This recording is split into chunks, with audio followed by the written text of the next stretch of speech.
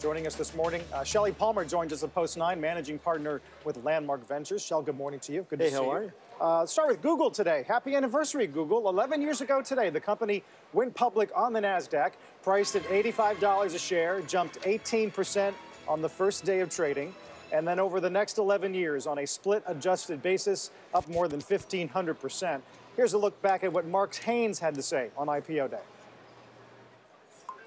Larry Page, Sergey Brin, they're at the NASDAQ market site this morning, set to light the wall in just about 20 minutes.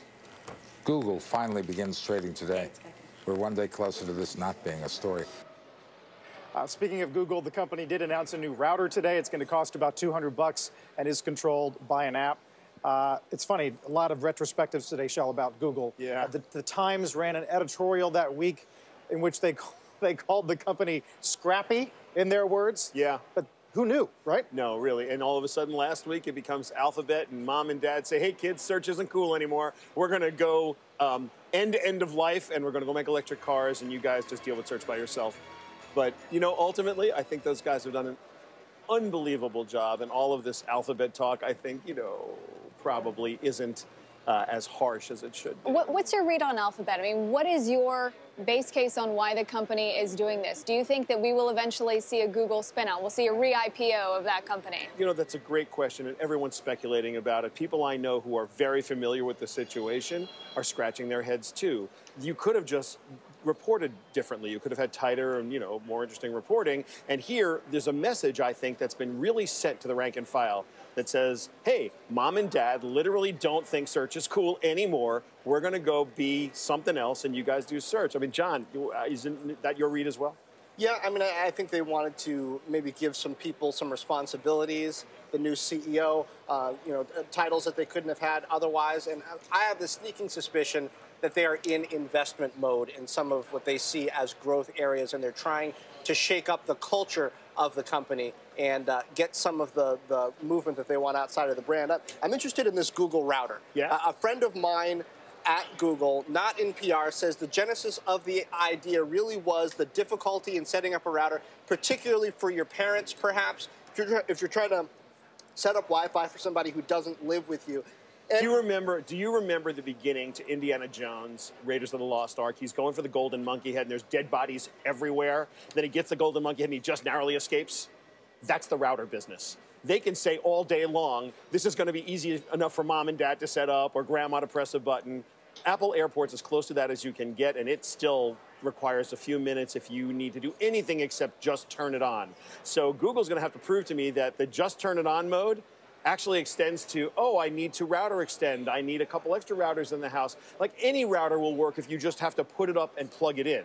It's when you need to extend it, get around a wall, you don't have good coverage in the living room, but it's good in the kitchen. It's like, that's when this gets crazy. So, okay, Google, you said you're going to do it. Prove it. I'm wishing them the best. It's $100 cheaper than the next best version of the same thing. And I like the fact that you can deal with an app and sort of give it a normal password, but jury's out. But Xiaomi is also marketing a router that is very simple, that's less than $30. So obviously much cheaper than what Google is putting out there. Shelly, what do you think the source of this ambition is? Do you think they're really just seeing a product that is complicated and it's low-hanging fruit to fix it? Do you think this is part of their eventual goal to get more of the world connected to the internet? Do you think this is a fiber goal? What is it? I would argue that there are a couple of companies, Google being the #1 company, who are causally related to the size of the internet and the amount of use it gets. The bigger the internet is, the bigger Google gets. The more you're likely to use their products and services. And I actually think this is totally on concept. What I don't understand is why Google just didn't say, this is how it should be done, folks in the router business. Go do this. Instead, they're saying, hey, this is how there's the question of data. They say they're not going to actually snoop in on internet traffic, but they are going to see what type of device, what brand of device across the home is connected to the network. In the era of the smart home, to me, that says they're going to know what home security system you use, what lock brand you're using, what phone brands are in and out of the house, et cetera. Maybe that's not extremely personal information, but it seems like it could be extremely valuable. If you add in Nest and all of the others, I think this goes without saying, maybe it doesn't. few years back, Google took their 60 separate privacy policies and they combined them into one privacy policy. And on that day, Big Brother was born. Now, I like Google, and I think it's a good day to mention the fact that, hey, privacy isn't what it used to be, and the future isn't what it used to be. When you use a device now, any device, and it's IPv4, the system doesn't know much about you. When IPv6 shows up, part of the MAC address, the machine identifiers will be in the actual IP address. We're minutes away, literally minutes away from everybody who can watch your traffic, knows an awful lot about what devices are being used, where they are, and ultimately you're one hashed little database away from knowing who's using them. So, yeah, that may be why they're into it. I would hope not. Well, speaking of privacy, obviously the story of the day, a group of hackers who previously stole massive amounts of data from cheating site Ashley Madison appear to have posted gigantic amounts of data about its customers. This data dump could include personal information of 32 million users, including names, addresses, how much time they spent on the site. Ashley Madison condemned the hack, saying, quote, "We will not sit idly by and allow these thieves to force their personal ideology on citizens around the world." I mean, I'm at a loss to tie this to the public markets and actionable stock moves, but what does this say to you? This is something super important to everybody. We all have a number of attack surfaces we don't understand, right? Because we were all immature.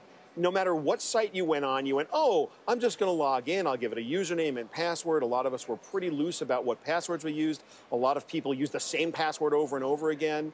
It is now becoming super clear that anything that can be hacked will be hacked and may already have been hacked. And so today is a great day, not to worry about Ashley Madison, but to take your IT guys and say, hey, where are we exposed, no pun intended, and what do those attack surfaces look like? Yeah, and I think to that point, Shelly, something that Chris Hayes over at MSNBC tweeted is striking a chord with a lot of people. He said, forget Ashley Madison for a moment and replace it with medical records, your full income tax returns, your inbox, any number of those things. Can I just say something? My suspicion is that the average person on planet Earth would much prefer that the data you just described was released to the public than what Ashley Madison has released to the public. And those other things have already been hacked recently. They don't necessarily get the attention that Ashley Madison does. But I got to say, these Ashley Madison hackers have to be the nicest hackers in the whole world, because the nicest thing that you can do if you've got this information is release it publicly, because then its blackmail value goes right down the drain, because everybody knows it's out there. You heard it here first. John says the nicest hackers.